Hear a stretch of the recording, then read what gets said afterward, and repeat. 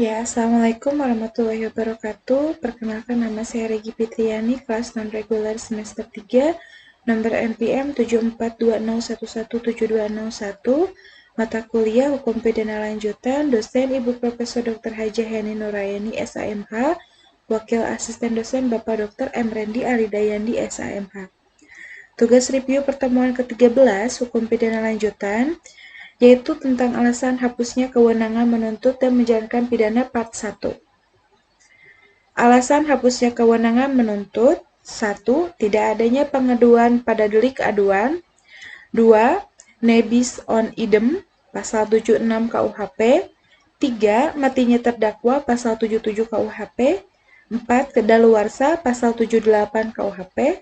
5. Penyelesaian di luar beracara atau abdoning, buron proses, pasal 82. 6. Adanya abolisi dan amnesti diatur di luar KUHP.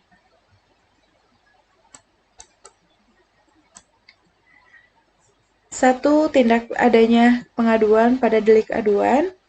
Dalam buku 1 KUHP tidak ada pengaturan khusus tentang delik aduan, melainkan diatur dalam buku 2 KUHP tentang kejahatan, sedangkan dalam buku 3 tidak dikenal adanya delik aduan. Macam-macam delik aduan: 1. Delik aduan mutlak atau absolut. 2. Delik aduan relatif. Nah, saya akan menjelaskan tentang delik aduan absolut. Yang diadukan adalah peristiwa hukumnya. 2. Dalam delik aduan absolut, pengaduannya tidak dapat dipisah-pisahkan. Artinya, dengan adanya pengaduan berarti berlaku untuk semua pelaku kejahatan, walaupun tidak disebutkan satu persatu. Keistimewaan delik aduan relatif. 1. Delik aduan relatif yang diadukan adalah orang yang disangka telah melakukan tindak pidana. 2. Dalam delik aduan relatif, pengaduannya dapat dipisahkan. Artinya, pelaku atau peserta kejahatan tidak dapat dituntut apabila tidak disebutkan. Jadi, yang disebutkan saja yang menjadi pelaku tindak pidana. Siapakah yang berhak mengadu?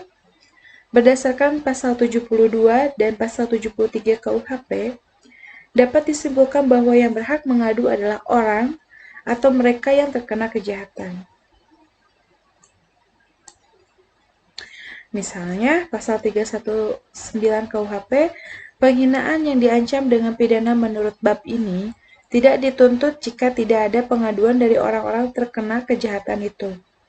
Pasal 322 ayat 2 tentang membuka rahasia yang berbunyi, jika kejahatan dilakukan terhadap seseorang tertentu, maka perbuatan itu hanya dapat dituntut atas pengaduan orang itu. Tenggang waktu pengaduan: sejak orang yang berhak mengadu mengetahui adanya kejahatan. Hal ini berlaku baik untuk delik aduan absolut maupun relatif. Adapun daluarsa, pengaduan adalah setelah 6 bulan apabila korban bertempat tinggal di Indonesia dan 9 bulan apabila bertempat tinggal di luar negeri atau di luar Indonesia, pasal 74 KUHP. Menarik kembali pengaduan.